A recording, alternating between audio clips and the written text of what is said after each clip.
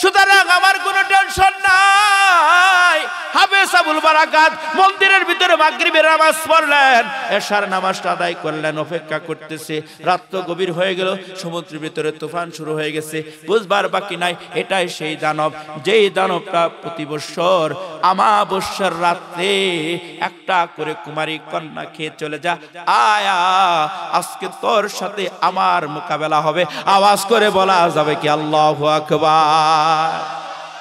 এখন রাত যখন গভীর হয়ে গেছে, তারপরে মন্দিরের ভিতরে ঢুকবে, ঢোকার পালা। এমন সময় হাফেজ আবুল বারাকাত মন্দিরের ভিতরে ঢুকবে, এমন সময় হাফেজ আবুল বারাকাত আল্লাহর কালামের তেলাওয়াত জোরে জোরে শুরু করেছে, আল্লাহু আকবার। কারণ আল্লাহর কালামের পাওয়ার আছে না নাই?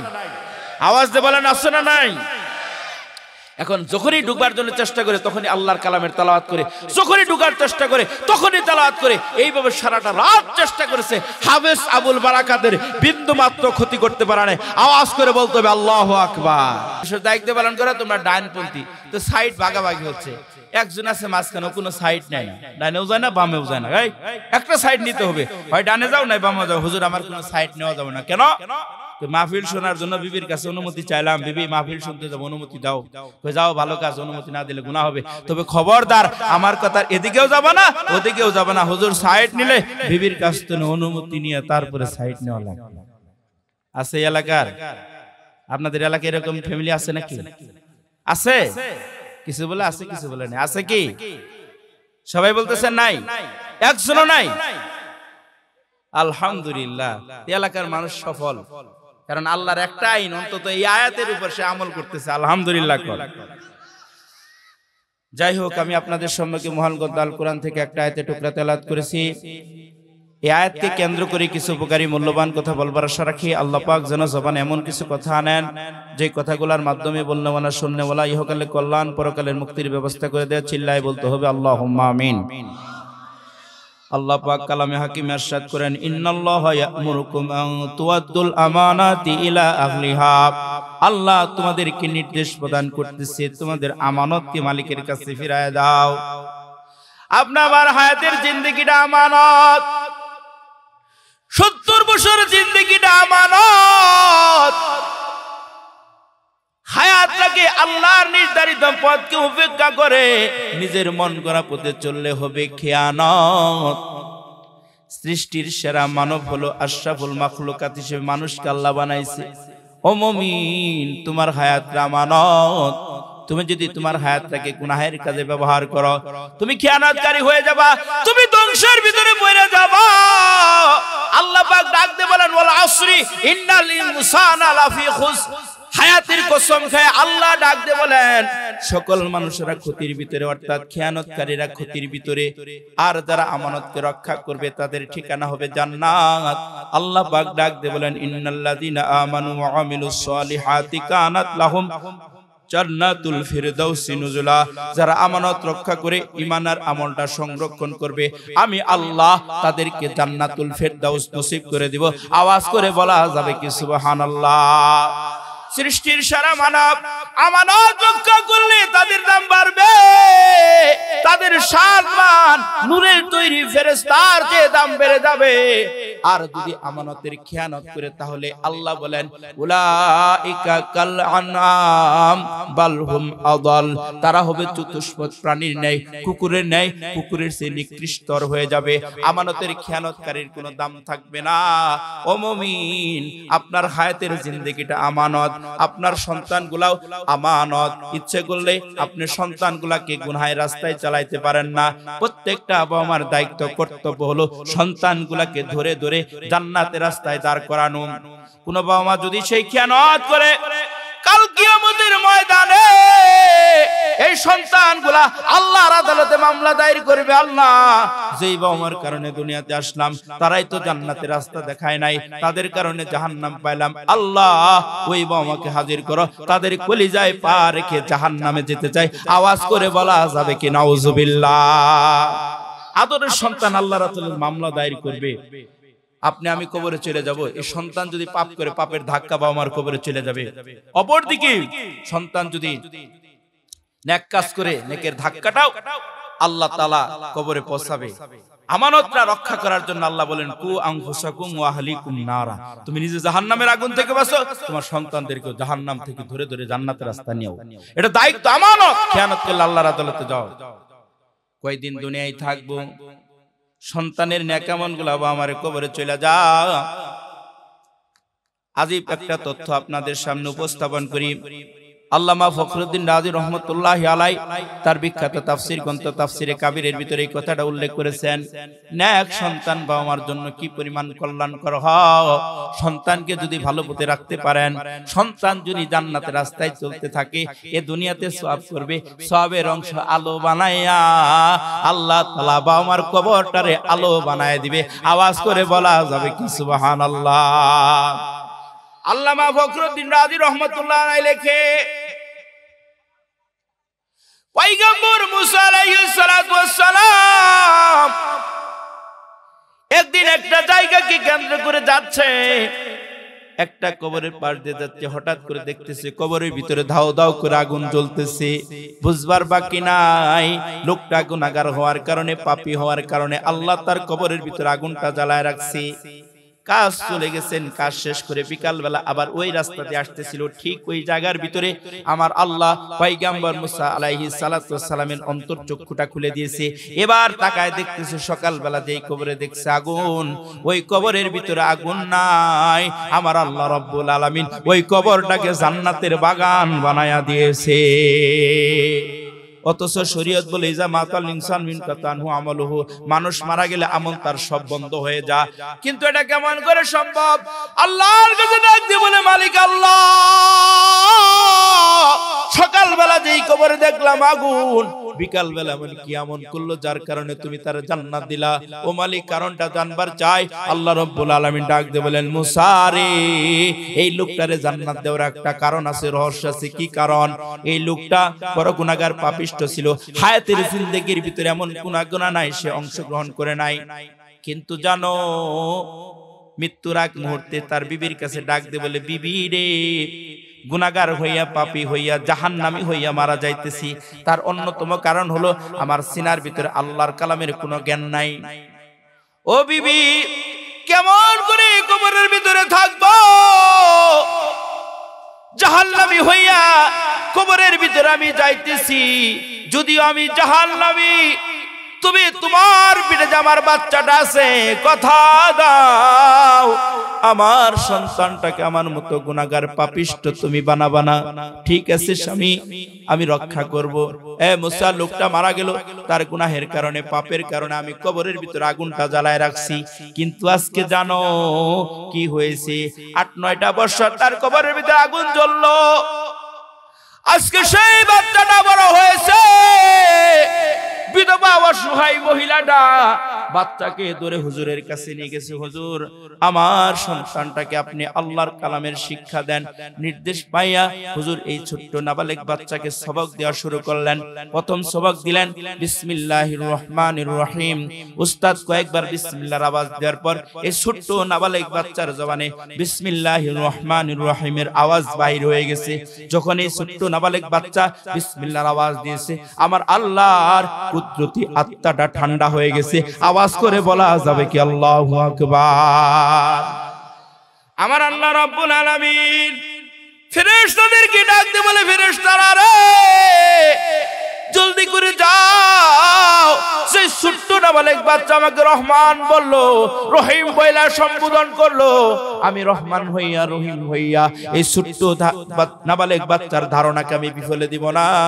আমি আল্লাহ নির্দেশ দিলাম, যদিও তার বাবাটা বড় গুনাহগার পাপিষ্ঠ জাহান্নামী, ছোট্ট নাবালেগ বাচ্চা যেহেতু আমাকে রহমান বইলা ডাক দিছে, রহিম বইলা ডাক দিছে, এই ছোট্ট নাবালেগ বাচ্চার বিসমিল্লাহর খাতিরে আমি আল্লাহ তার বাবার কবর থেকে আগুনটা সরাইয়া এই মুহূর্তে তার কবরটাকে জান্নাতের বাগান বানায়া দিলাম। আওয়াজ করে বলা যাবে কি সুবহানাল্লাহ।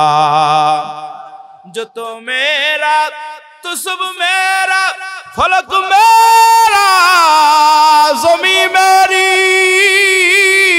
अगर एक तो नहीं मेरा तो कोई शय नहीं मेरी, अगर एक तो नहीं मेरा तो कोई शय नहीं मेरी। আল্লাহ হলে আমার সব আছে, আল্লাহ নাই আমার কোনো কিছুরই দাম নাই। ও মুমিন, নিজের কলিজার টুকরা সন্তানগুলা আমানত, এই আমানতগুলা যদি রক্ষা করতে পারেন আপনার দাম বাড়বে, সন্তানেরও দাম বাড়বে। হাদিসের ভিতরে আসছে কোন বাবা যদি তার সন্তানটাকে কোরআনের হাফেজ বানায় ফেলা, আজকে এই মাদ্রাসার ভিতরে সবচেয়ে বড় সবল হলো এই মাদ্রাসা থেকে আজকে 7 জন কোরআনের হাফেজ তৈরি হয়ে গেছে, তাদের মাথায় পাগড়ি উঠে গেছে, এদের পাও মারা বড় ভাগ্যবান, কত ভাগ্যবান। হাদিসের ভিতরে আসছে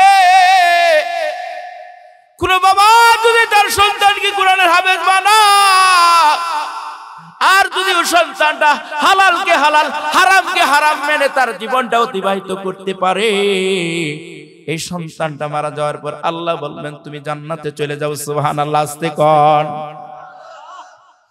জান্নাতে দৌড়াইতে দেবে, আল্লাহ বলবেন দাঁড়াও, জাহান্নামে একটু খোঁজ নিয়ে দেখো।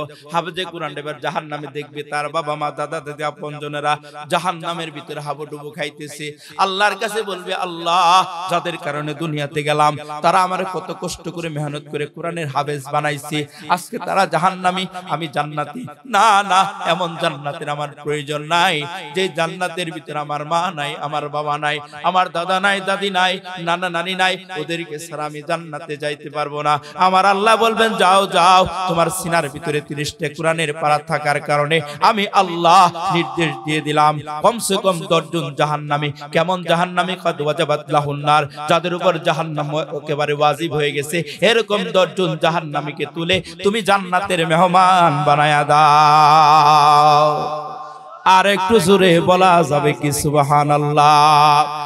এই মুমিন মুসলমান বাবাদিরা রে, আমানতদার সন্তানের বড় দাম। একটা আমানতদার সন্তান যদি এলাকার ভিতরে বিদ্যমানও থাকে, একজনের কারণে পুরো এলাকার ভিতরে আমার আল্লাহ হেদায়েতের নূরটা চমকায় দিবে। সুবহানাল্লাহ, জোরে কোন। মুসলমান,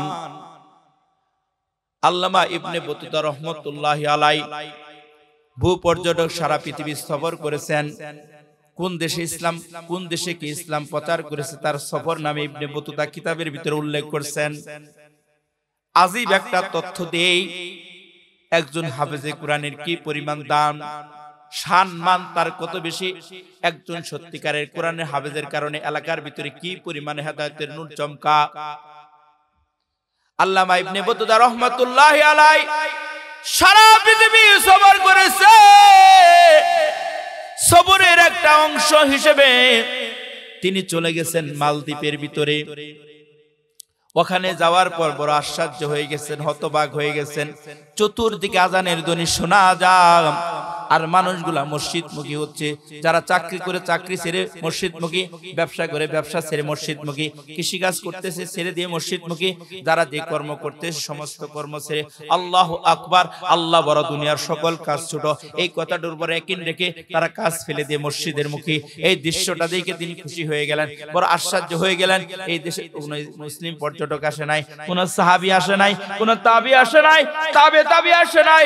এত সুন্দর ইসলামের পাইল থেকে নেতৃস্থানীয় লোকদেরকে জিজ্ঞেস করে, ও ভাই তোমরা এত সুন্দর ইসলামটা কোত্থেকে পাইলা? ডাক দিয়ে বলে, ও আল্লামা ইবনে বতুতা, আমাদের দেশে ইসলাম আসার একটা করুণ ইতিহাস আছে। কি করুণ ইতিহাস? ও আরব দেশ থেকে একটা বাণিজ্যিক কাফেলা আমাদের দেশে ব্যবসার উদ্দেশ্যে রওনা করেছে জাহাজে করে, যেহেতু চতুর্পাশেই সাগর। ঠিক যখন জাহাজটা সাগরের মাঝখানে চলে আসছে, সমুদ্রের তুফানের কবলে পড়ে জাহাজটা লন্ডভন্ড হয়ে গেল। যত লোক ছিল সব মারা গেল। ওই জাহাজের ভিতরে একজন হাফেজ ছিল, নাম তার হাফেজ আবুল বারাকাত। হাফেজ আবুল বারাকাত দুটি হাত তুলে আল্লাহর কাছে দোয়া করে, আল্লাহ তুমি কালামে হাকিম ইরশাদ করেছো, ইন্না নাহনু নাযালনা যিকরা ওয়া ইন্না লাহু লাহাফিজুন। আল্লাহ কোরআন তুমি নিজে নাজিল করেছো, সংরক্ষণের দায়িত্ব আল্লাহ তুমি নিজে নিয়েছো। ও মালিক, আমি একটা জিন্দা কোরআন, কোরআন তো আগুনে পুড়ে না, পানিতেও ডুবে না আল্লাহ, তাহলে তুমি কি আমার পানির ভিতরে ডুবায় ডুবায় মারবা? মাওলা রে, তুমি কি পারো না তোমার এই কোরআনের পাখিটাকে এই পানি থেকে রক্ষা করে তার প্রাণটাকে রক্ষা করতে?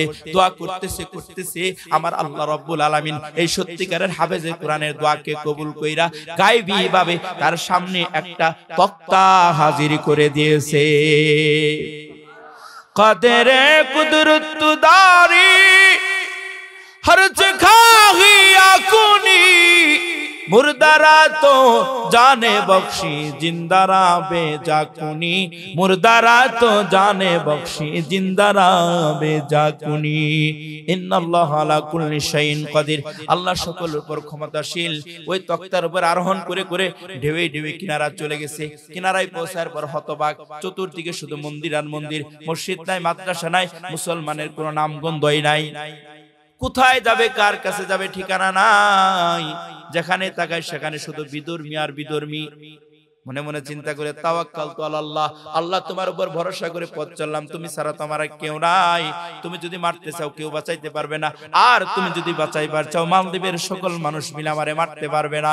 তবে এখানে যারা আছে সবাই বিধর্মী, আমি যার করে আশ্রয় নিব মালিক তার দিলে একটু দরদ আর মায়া দিও, অন্তত তার ঘরে যেন একটু আশ্রয় পায়। এই কথাগুলা চিন্তা করে করে অগ্রসর হচ্ছে। কিছু দূর যাওয়ার পর একটা ঘর পাইছে। ঘরের ভিতরে ঢুকছে একটা বয়স্ক মহিলা আর একটা কুমারী কন্যা। ডাক দিয়ে বলে, মা গো, আমার বাড়িটা বহু দূর, আপনজন যারা ছিল সব সাগরে মারা গেছে। আয় মা, তোমার ঘরে যদি একটা তোমার সন্তান থাকতো তাহলে তুমি কি তোমার সন্তানটাকে ঘর থেকে বাহির করে দিতে পারতে? আমার কেউ নাই, কার কাছে যাব ঠিকানাটাও জানি না। মারে, তোমার ঘরে কি আমার একটু আশ্রয় হবে? আমি একজন মুসলমান, আমার সিনার ভিতরে 30টা কোরআনের পারা আছে। মহিলার দিলের ভিতরে মায়া লাগলো, দরদ লাগলো। বলেন তো এই মায়া আর দরদ লাগাই দিল কে? এবার বলতেছে, বাবা তোমার আশ্রয় দিতে পারে, কিন্তু সমস্যা তো আরেক জায়গায়। তুমি মুসলমান, এটা যদি জানতে পারে আশ্রয় দেওয়ার অপরাধ আমার গর্দান কেটে দেওয়া হবে, আমার মেয়ের গর্দান চলে যাবে, তোমারও গর্দান চলে যাবে। আমরা এমন একটা দেশে বসবাস করি, আমরা সবাই মূর্তির পূজা করি, অন্য কোনো পূজা কারোর পূজা করা হয় না, সবাই আমরা মূর্তির পূজা করি। তোমার আশ্রয় দিতে পারি, তবে শর্ত হলো তুমি যে মুসলমান এটা কারোর কাছে প্রকাশ করবা না। ঠিক আছে, করব না। তবে মারে,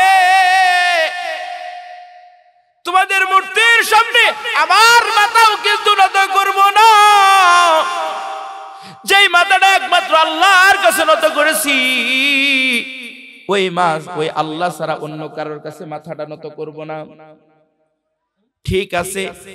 এবার হাফেজ আবুল বারাকাত বলে, মাগো, তাহলে তোমার সংসারটা কেমন করে চলে? আমার কোনো পুত্র সন্তান নাই, স্বামীটাও মারা গেছে, যার কারণে আমি জঙ্গলে জঙ্গলে কাঠ কেটে কেটে সংগ্রহ করে বাজারে বিক্রি করি, যা হয় তা দ্বারা খাই। কোনোদিন চুলায় আগুন জ্বলে, কোনোদিন জ্বলে না। হাফেজ আবুল বারাকাত ডাক দিয়ে বলে, এই মা, তোমার আর জঙ্গলে জঙ্গলে যাওয়া লাগবে না, আমি জঙ্গলে জঙ্গলে কাঠ কেটে কেটে বিক্রি করে সংসার চালাবো, আর তোমাদের কষ্ট করা লাগবে না। মহিলাটা খুশি হয়ে যা। হাফেজ আবুল বারাকাত সংসারের দায়িত্ব নিলেন, সংসার খুব সুন্দরভাবে চালাইতেছে। 7-8টা মাস সেই বাড়িতে অবস্থান করলেন। গোপনে গোপনে আল্লাহর ইবাদত করে প্রকাশ করতে পারে না, কারণ জানলেই তার গর্দানটা কেটে ফেলা হবে। হঠাৎ করে একদিন করে ঢুকছে, মাটা কান্দে, মেয়েটা কান্দে, প্রতিবেশী সকল মানুষগুলা চোখ বেয়ে পানি পড়তেছে। এই দৃশ্য দেখে হাফেজ আবুল বারাকাত চোখের পানিটা ধরে রাখতে পারে না। মাগো, তুমি কেন কান্দো? তোমার মেয়েটা কেন কান্দে? প্রতিবেশীগুলা কেন কান্দে? ডাক দে বলে, বাবা রে, এই যে আমার একটা মাত্র কন্যা আছে, ও আর কোনোদিন আমার মা বইলা ডাকবে না, আমিও তারে কন্যা বইলা দেখতেও পারবো না। কেন? আমার কন্যাটা আজকে মারা যাবে। কেন মারা যাবে? সে কি অসুস্থ? কই না সুস্থ, কোনো অপরাধ করেছে না, কোনো অপরাধও করে নাই, তাহলে কেন মারা যাবে? এই বাবা, আমাদের দেশের একটা আজব নীতি আছে। কি নীতি? যে সাগরে তোমাদের জাহাজটা ডুবে গেছে, ওই সাগরের ভিতরে একটা খারাপ জিন আছে। ওই জিন আমাদের দেশের মানুষদেরকে মেরে ফেলে। জেলেরা মাছ মারতে গেলে নৌকা ডুবায় মানুষ মারে, সাগরের পারে মানুষ গেলে মানুষ মেরে ফেলে। এই কারণে ওই জিনের সাথে আমাদের চুক্তি হয়েছে, প্রতি বছর অমাবস্যার রাত্রে একটা করে কুমারী কন্যা মন্দিরের ভিতরে দেওয়া লাগবে। ওই মেয়ের সাথে যা ইচ্ছে তা করে মেয়েটাকে মেরে ফেলে চলে যাবে। সিস্টেমটা হলো, এই দেশের ভিতরে যতগুলা কুমারী কন্যা আছে তাদের নামের তালিকা করা হয়, লটারি করা হয়, লটারির ভিতরে যার নামটা চলে আসে তাকেই মন্দিরে দেওয়া লাগে। আই বাবা, এই বছর লটারি হয়েছে, লটারির ভিতরে আমার মেয়ের নামটা চলে আসছে, পৃথিবীর কেউ নাই আমার মেয়েটারে বাঁচায় রাখবে। হাফেজ আবুল বারাকাত ডাক দিয়ে বলে, আরে এটা কি কোনো দেশের নিয়ম আদর্শ হতে পারে? একজন নিরপরাধ মেয়েকে কেন মৃত্যুর দ্বারে দেওয়া লাগবে? না না, তোমাদের নিয়ম এই আদর্শ আমি মানি না। কই তুমি মানো বা না মানো কোনো লাভ নাই, আমার মেয়ের বাঁচানোর তো কোনো পথ নাই। হাফেজ আবুল বারাকাত টেনশনের ভিতরে পড়ে যা। সত্যিকারের নাইবে রাসূল যারা হয় তারা মানুষের কল্যাণের কাজে ব্যবহার হয়, কিন্তু মানুষ উল্টা পাল্টা বুঝে। এই যে বর্তমান সময়ের ভিতরে বাংলাদেশের ভিতরে যে ফিতনাটা চলতেছে, সাদের ফিতনা, সারা পৃথিবীর দারুল উলুম দেওবন্দ সহকারে সারা পৃথিবীর সমস্ত উলামায়ে কেরাম একমত হয়েছে যে ফিতনা, সাদ হলো ফিতনাবাজ। সাদের পথ যারা অনুসরণ করবে তারা জাহান্নামী। সে ইহুদিদের এজেন্ডা বাস্তবায়ন করার জন্য মিশনে নেমে গেছে, তাকে অনুসরণ করা যাবে না। অনুসরণ করা মানে সে পথভ্রষ্ট। এটা উলামায়ে কেরাম বোঝানোর জন্য চেষ্টা করেছে, কিন্তু কিছু মূর্খ অজ্ঞ মানুষ সেটা উলামায়ে কেরামকে ভিন্ন খাতে নিতেছে। এই যে কিছুদিন আগে দেখলেন সাদের কিছু লোকেরা নিজেদেরকে কি বিশাল বড় মুজাহিদ ভাবে, মুজাহিদ হিসেবে আক্রমণ করেছে খাঁটি মুসলমান যারা তাহাজ্জুদের নামাজের সময় পার করে ঘুমন্ত অবস্থায় আছে, তাদের উপর আক্রমণ করে 4 জনকে শহীদ করেছে। এরা নিজেকে বিশাল মুজাহিদ মনে করে, এরা গুমরাহ, এরা পথভ্রষ্ট। এদের অনুসরণ যারা করবে তারা পথভ্রষ্ট হবে, জাহান্নামী হয়ে যাবে। সমস্ত উলামায়ে কেরাম এই কথাটা বোঝানোর জন্য মানুষদেরকে সতর্ক করতেছে। কারণ কি, উলামায়ে কেরাম জানে সাদ যেই পথে অনুসরণ হচ্ছে, সাদ যেই পথে মানুষকে নিয়ে যাচ্ছে, সব মানুষকে দলে দলে জাহান্নামে দিয়ে নিয়ে যাচ্ছে। কথা বলেন ঠিক না বেঠি? এই জন্য যুগে যুগে সমস্ত উলামায়ে কেরামরা সঠিক জিনিসটাকে তুলে ধরার জন্য জাতির কাছে নিজেদেরকে উপস্থাপন করে, কারণ এটা তাদের জিম্মাদারি, দায়িত্ব। নাইবে রাসূলেরা এরাই তো মানুষদেরকে সঠিক রাস্তা দেখাবে, যুগে যুগে দেখাইছে, কিয়ামত পর্যন্ত দেখাবে। তারা মৃত্যুর পরোয়া করে না, তারা মরে যাবে, তারপরে সত্যটাই মানুষের কাছে বলবে। কথা বলেন ঠিক না বেটি? আলেমকে মূল্যায়ন করেন বা না করেন, কিন্তু কিয়ামতের ময়দানে দেখবেন তাদের সম্মান অনেক বেশি। হাদিসের ভিতরে আসছে, ইন্না লিল্লাহি আহলিনা মিনান নাস ক্বালু মান হুম ইয়া রাসূলুল্লাহ ক্বালা আহলুল কুরআনি হুম আহলুল্লাহি ওয়া খাসাতুহু। একদিন আল্লাহর নবী সাহাবীদের সামনে বলতেছেন, নিশ্চয়ই আল্লাহর পরিবার। বলেন কি, আল্লাহর পরিবার হয় কিভাবে? সাহাবায়ে কেরামরা প্রশ্ন করছে। কই শুনো, তাদের সিনার ভিতরে আল্লাহর ইলম আছে, জ্ঞান আছে, কোরআনের জ্ঞান আছে, তারা হলো আল্লাহর পরিবার। সুবহানাল্লাহ জোরে কোন। শুধু পরিবার না, তারা খাস ব্যক্তি। এই মানুষগুলোকে আল্লাহ তাআলা জান্নাত দিবে, সংবর্ধনা দেওয়া হবে। হঠাৎ করে আলেম সাহেবকে হাত ধরে বসে, হুজুর ভালো করে তাকায় দেখেন, আপনার সাথে দুনিয়াতে গভীর সম্পর্ক ছিল, ভালোবাসা ছিল, কিন্তু আমি আমার পাপের কারণে, গুনাহের কারণে আমি জাহান্নামী। আপনারাই বয়ান করছেন, অনেক কোরআন মাহফিলে বয়ান শুনছি যে আলমার ও মান আহাব্বা, যে যাকে দুনিয়াতে ভালোবাসে, ভালোবাসার মানুষের সাথে তাদের হাসর নসে। খোদার কসম, আপনাকে আল্লাহর জন্য ভালোবাসতাম, আজকে আমি জাহান্নামী হয়ে গেছি। আপনি আল্লাহর খাস বান্দা, আল্লাহর কাছে একটু সুপারিশ করেন, আল্লাহ যাতে আমার মাফ করে দেয়। স্বার্থপরের মতো সেদিন আলেম জান্নাতে যাবে না, আল্লাহর কাছে সুপারিশ করবে, আল্লাহ সুপারিশ কবুল করে ওই জাহান্নামীকেও জান্নাত দিয়ে দিবেন। আর একটু জোরে বলা যাবে কি সুবহানাল্লাহ?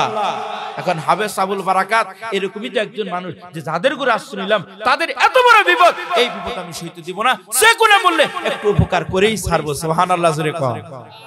এখন চিন্তা করতেছে যে কি করা যায়। হঠাৎ করে তার মাথার ভিতরে বুদ্ধি চলে আসছে যে এখন আমার দাড়ি মোছ গজায় নাই, এই মেয়ের চেহারার সাথে আমার চেহারার মিল আছে, এর কাপড়গুলা পরে যদি আমি মন্দিরে ঢুকি, এই মেয়ের জীবনটা রক্ষা হবে। এই চিন্তা করে মহিলাকে ডাক দিয়ে বলতেছে, মারে তোমার মেয়েটা মন্দিরের ভিতরে ঢুকবে না, বরং তোমার মেয়ের পরিবর্তে আমি মন্দিরে ঢুকবো। তোমার মেয়ের কাপড়গুলো আমারে পরায় দাও, আমার এখন পর্যন্ত দাড়ি মোছ গজায় নাই, তোমার মেয়ের চেহারার সাথে আমার চেহারার মিল আছে। আই মা, তোমার মেয়ের কাপড়গুলো আমারে পরায় দাও, তোমার মেয়েটা মন্দিরে যাবে না, তোমার মেয়ের পরিবর্তে আমি মন্দিরে ঢুকবো।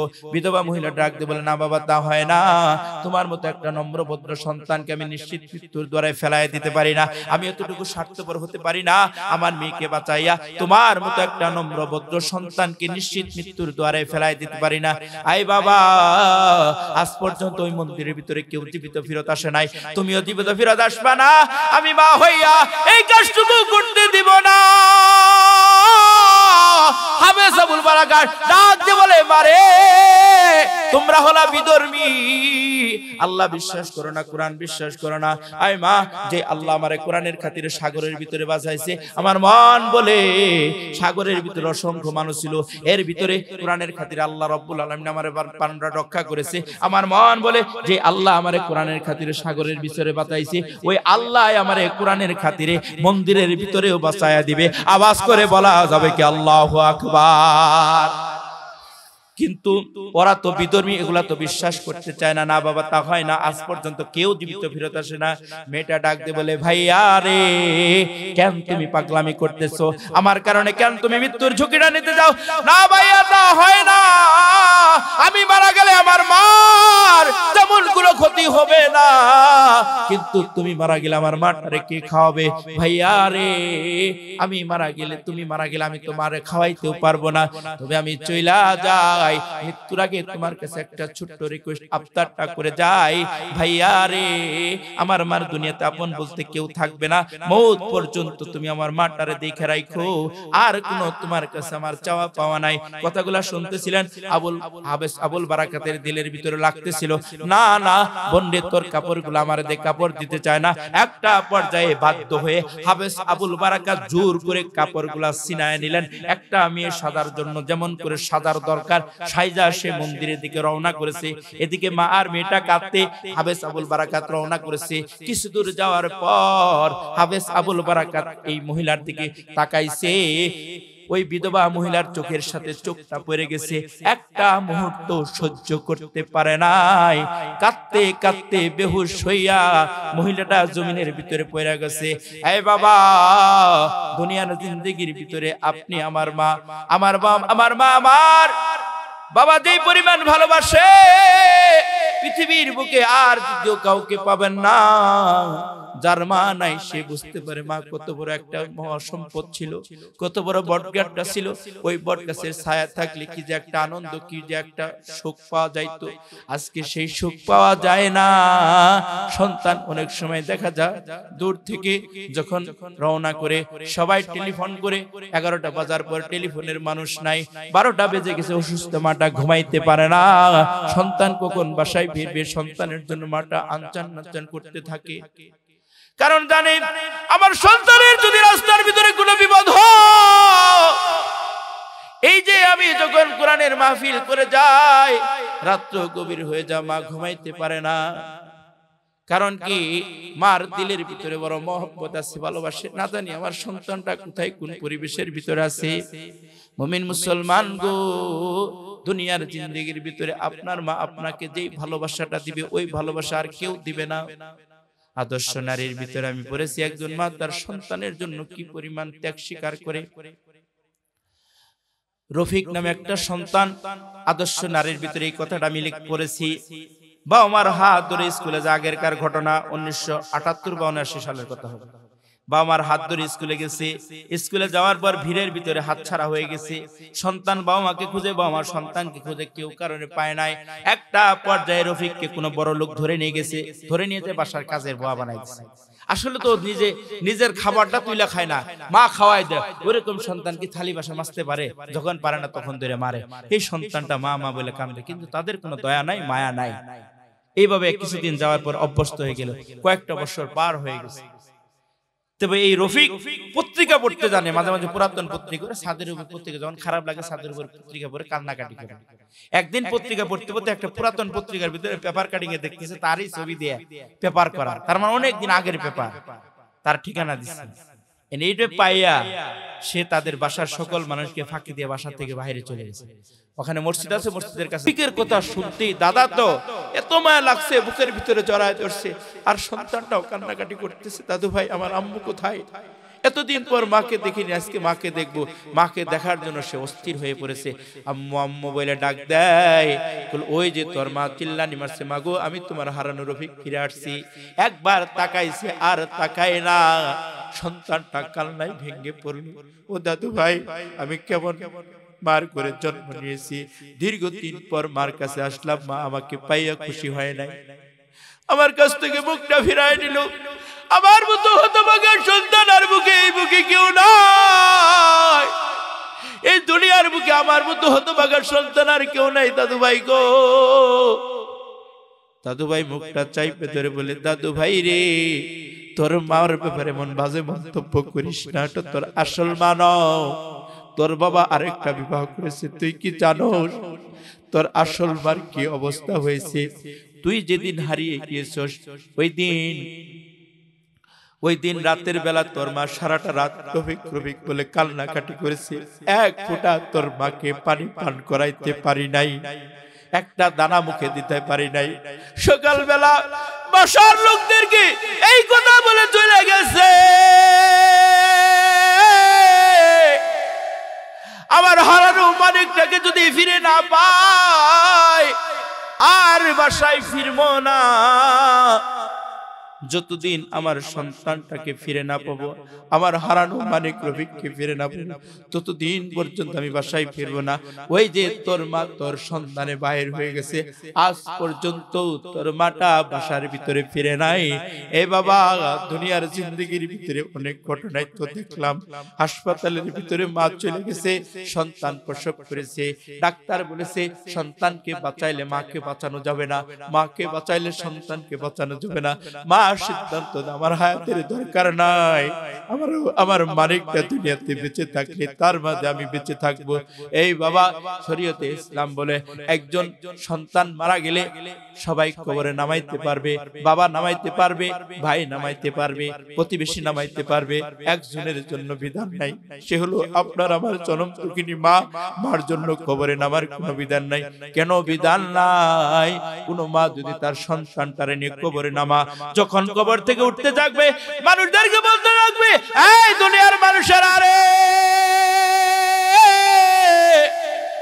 আমার এই সন্তান, আমার এই নারী শিরাধর কবরের ভিতরে একা একা থাকতে পারবে না।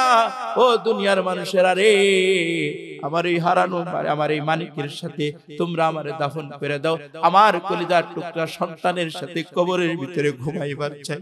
এই বাবা, দুনিয়ার জিন্দেগির ভিতরে এমন মাকে তুমি যদি কষ্ট দাও, আমার আল্লাহর ফয়সালা, ওই সন্তানকে দুনিয়াতে কষ্ট না দিয়ে, আঘাত না দিয়ে আমি আল্লাহ তারে মৃত্যু দিব না, পরকাল তার জন্য জাহান্নাম ঠিকই অপেক্ষা করতেছে। এই যুবক, তুমি তোমার মাকে খুশি করো, ওই মাই তোমার জান্নাত, ওই মাই তোমার জাহান্নাম। মাকে খুশি করবা তো আমার আল্লাহ খুশি হয়ে যা। যে সন্তানগুলো আমাকে হারাইছে তাদের কাছে যাই দেখো মার কত দাম। তারা হারে হারে টেরবা মাকে কাকে হারাইছি। এই বাবা, কোন সন্তান যদি মুসিবতের ভিতরে পড়ে যা, মাটা পাগল হয়ে যা উদ্ধার করার জন্য। আমি নিজে দেখেছি পিলখানার ভিতরে একজন সন্তান পিলখানার ভিতরে আসামি হয়ে গেছে, মাটা কত মানুষের কত অফিসারের পা ধরেছে, আমার সন্তানটারে বাঁচাও, আমার সন্তান এই ধরনের অপরাধের সাথে যুক্ত না। মাটাকে সন্তানটাকে বাঁচানোর জন্য মা পাগল। দুনিয়াতে মা সন্তানের কষ্ট সহ্য করতে পারে না, তুমি সন্তান হইয়া কেমন করে মার কষ্টটা সহ্য করা? আয় যুবক, তুমি তোমার মাকে আজকে থেকে খেদমতে লাগিয়ে যাও, মার পিছনে খরচটা তুমি বাড়ায় দাও, আমার আল্লাহ অবশ্যই তোমারে মূল্যায়ন করবে। কথা বলেন ঠিক না বেঠিক? এই বাবা, আমার আলোচনা অনেক লম্বা হবে, দীর্ঘ হবে। তার আগে আপনাদের কাছে শুধু 5টা মিনিটের জন্য মাদ্রাসার ছাত্ররা, আমার মা বোনেরাও আছে, মা বোনদের কাছে আমার ছোট্ট একটা রিকোয়েস্ট আবদার থাকবে।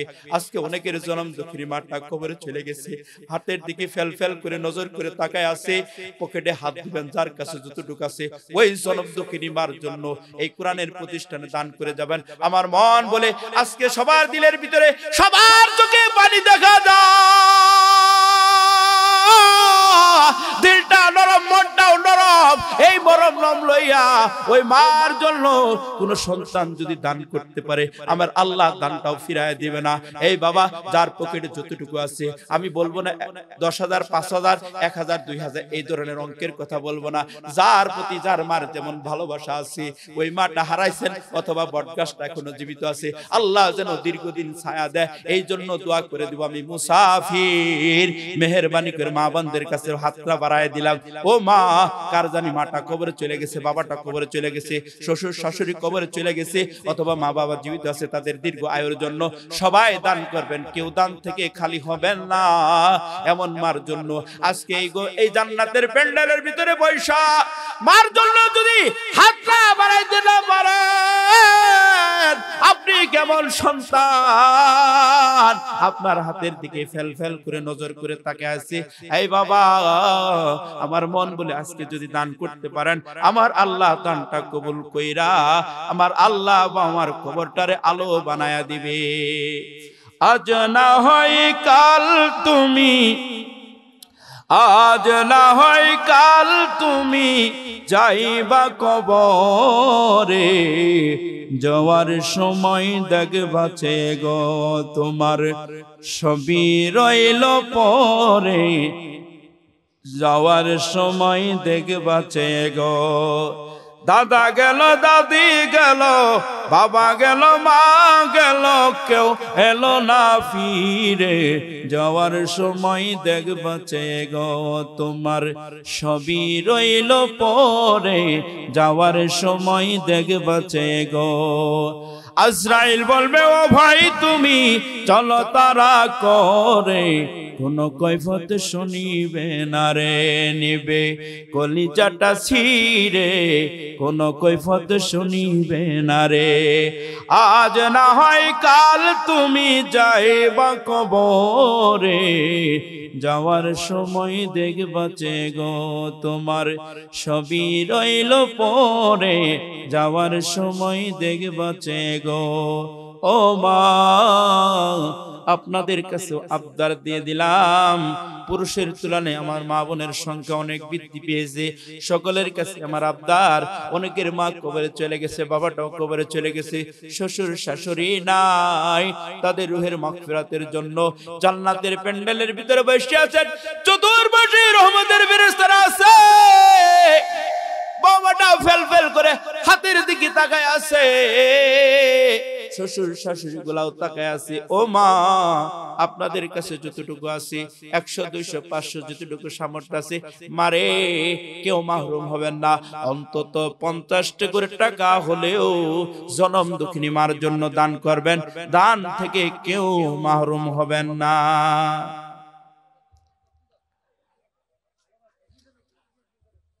ও তোমার গনা দিন ফুরাইয়া যাবে, গনা দিন ফুরাইয়া যাবে, যৌবনে লাগিবে ভাটি, ওই যে দেখো ডাকিতেছে তোমায় কবরের মাটি, ওই যে দেখো ডাকিতেছে তোমায় কবরের মাটি। সন্ধ্যার আগে যেদিন ডুবিবে বেলা, এক পলকে ভেঙ্গে যাবে তোমার রঙেরি মেলা, কারে দিবা জুড়ে ধমক, কারে দিবা তুমি জুড়ে ধমক, কার মাথায় বাঙে বালাঠি, ওই যে দেখো ডাকিতেছে তোমায় কবরের মাটি, ওই যে দেখো ডাকিতেছে তোমায় কবরের মাটি। কথা বলেন ঠিক না বেঠিক? যাই হোক, যে কথাটা বলতেছিলাম, হাফেজ আবুল বারাকাত বাবার কাছ থেকে আলাদা হইয়া, ওই মা আর মেয়ের কাছ থেকে আলাদা হইয়া এখন সে মন্দিরের দিকে রওনা করেছে। কিন্তু মন্দিরে ঢোকার আগে আরেকটা কঠিন চেকপোস্টের ব্যবস্থা আছে, ওই জায়গা চেক করা হবে ও পুরুষ না মহিলা, অথবা যেই মেয়েটাকে নির্বাচন করা হয়েছে ওই মেয়েটা কিনা। স্বচ্ছতার জন্য একটা কঠিন চেকপোস্টের ব্যবস্থা। হাফেজ আবুল বারাকাত পড়ে গেল মুসিবতের ভিতরে, হায় হায়, এই চেকপোস্টের ভিতরে যদি আমি ধরা পড়ে যাই, তাহলে আমার পরিবর্তিত যাকে নির্বাচন করা হয়েছে তাকেই মন্দিরে দিবে, তার প্রাণ রক্ষা হবে না। এবার আল্লাহর কাছে কোন মুমিন মুসলমান যদি মুসিবতের ভিতরে পড়ে যায়, বলেন তো সাহায্যটা চাবে কার কাছে? আমরা যদি মুসিবতের ভিতরে পড়ি, সাহায্য চাবো কার কাছে? এখন হাফেজ আবুল বারাকাত আল্লাহর কাছে বলতেছে, আল্লাহ তুমি কি চাও না তোমার এই জমিনে কোরআনের কোরআন পড়নেওয়ালার সংখ্যা বৃদ্ধি পাক, মন্দিরের পরিবর্তে মসজিদ বৃদ্ধি পাক, তোমার কুদরতি পায় সাজদা দেওয়ালার সংখ্যা বৃদ্ধি পাক। আল্লাহ তুমি যদি এগুলা কামনা করো, এই যে একটা চেকপোস্টের ব্যবস্থা আছে, বিনা চেকে মন্দিরে যাওয়ার ব্যবস্থা করে দাও। আওয়াজ করে বলতে হবে আল্লাহু আকবার। এমন ভাবে দোয়া করতেছে, আল্লাহ পাক দোয়াটা কবুল করছে ভিন্ন ভাবে। ওখানে মন্ত্রী আছে, মন্ত্রী পরিষদের লোক আছে, প্রধান যিনি বাদশাহ সব আছে, অনেক অসংখ্য লোক আছে। এখানে লোক বেশি থাকার কারণ হলো, একটা হলো স্বচ্ছতার জন্য, আর 2 নম্বর হলো যেই মেয়েটার এখানে মন্দিরে দেওয়া হবে এটাই তো তার শেষ দেখা, আর কোনোদিন দেখতে পারবে না। এই জন্য শেষ দেখার জন্য ওখানে বসে থাকে। যখন সে মন্দিরের ভিতরে ঢুকতে থাকে, মাথাটা নিচু করে সবাই চোখের পানি ছেড়ে কাঁদতে থাকে, কারণ এটাই তার শেষ দেখা, আর কোনোদিন দেখতে পারবে না। এমন এই পরিস্থিতির ভিতরে হাফেজ আবুল বারাকাত যখন মন্দিরের কাছে, এই চেকপোস্টের কাছাকাছি, এতগুলা লোকের ভিতরে আল্লাহ তাআলা একজনের চোখের ভিতরে ধাঁধা লাগাই দিছে। স্বয়ং বাদশার স্ত্রী তাকায় তাকায় দেখতেছে, আসমানের নিচে জমিনের উপরে জীবনে যত মেয়ে দেখছি এত সুন্দর মেয়ে হয় না। যতই দেখতেছে ততই মায়া লাগতেছে, ততই দেখে ততই মায়া লাগে। আওয়াজ করে বলতে আল্লাহু আকবার। এখন যখন কাছাকাছি চলে আসছে, এই বাদশার স্ত্রী ডাক দিয়ে বলে, বাদশাহ নামদার, কোনোদিন আপনার কাছে কোনো আপনার হুকুমের উপর কোনো পদক্ষেপ নেয়নি, কোনোদিন বলি না, কোনো আবদারও করিনি। আজকে আমি একটা আবদার করব, আবদারটা কিন্তু রক্ষা করতে হবে। কি আবদার? তুই জীবনে যত মেয়ে দেখছি, আজকে যে মেয়েটারে মন্দিরে দিবেন, এত সুন্দর মেয়ে আমার নজরে পড়ে নাই, যতই দেখতেছি ততই মায়া লাগতেছে। এতগুলা মানুষের সামনে পুরুষ মহিলা আছে, একটা মেয়ে মানুষকে চেক করা অপমান। আমি একটা মেয়ে হইয়া এত সুন্দর মেয়েটাকে এতগুলা মানুষের সামনে অপমান সইতে দিব না। আজকে আমি আপনার কাছে একটাই আবদার করব, এই মেয়েটাকে বিনা চেকে মন্দিরের ভিতরে ঢোকায় দেন। আর একটু জোরে বলা যাবে কি সুবহানাল্লাহ? জায়গা মতো যদি স্ত্রী এরকম কিছু আবদার করে, স্বামী তো নিরুপায়, এখন তার কোনো উপায় নাই। এখন বলে, আমি তো এটা সিদ্ধান্ত দিতে পারবো না, কারণ এটা তো সাংবিধানিক নিয়ম। বাদশাহ বলতেছে, এই মন্ত্রী পরিষদ সকলের কাছে বলতেছে, আমার বিবিটা তো এই ধরনের আবদার করে বসছে, এখন তোমরা যেটা সিদ্ধান্ত দিবা সেটাই হবে। তখন বলতেছে, ঠিক আছে, আপনার বিবি তো এই ধরনের আবদার ইতিপূর্বে কোনোদিন করে নাই, আজকে যেহেতু করেই বসছে, তার একটা সম্মান আছে, ইজ্জত আছে, আপনারও সম্মান আছে। আপনার বিবির সম্মানার্থে এই মেয়েটাকে বিনা চোখে মন্দিরের ভিতরে ঢুকায় দিলাম। আর একটু জোরে বলেন। এখন মন্দিরের ভিতরে ঢোকার পালা, মন্দিরে ঢুকতেছে। সন্ধ্যা হওয়ার সঙ্গে সঙ্গে চতুর্পাশে দরজা জানালাগুলা লাগাই দিলেন। প্রথম বড় বড় দরজাগুলার সামনে তালা লাগাই দিলেন, বড় বড় তালা লাগাই দিল, যাতে করে মেয়েটা ওখান থেকে বাহির হওয়ার কোনো রাস্তা খুঁজে না পা। রাত্র গভীর হয়ে যাচ্ছে, তিনজনের চোখের কোনো ঘুম নাই। ওই যে মার মেয়েটা শুধু কান্দে, কেমন মানুষকে করে আশ্রয় দিলাম, যে কিনা আমাদের কারণে আজকে মৃত্যুর দ্বারে, মৃত্যুর প্রহর গুনতেছে। মাটা কান্দে, মেয়েটা কান্দে, এমন নজরে কাঁদতেছে। মেয়েটা ডাক দিয়ে বলে, মা গো, ভাইয়াটা যদি ফিরে না আসে, তুষের আগুনে জ্বলে পুড়ে সারকার হয়ে মারা যাব।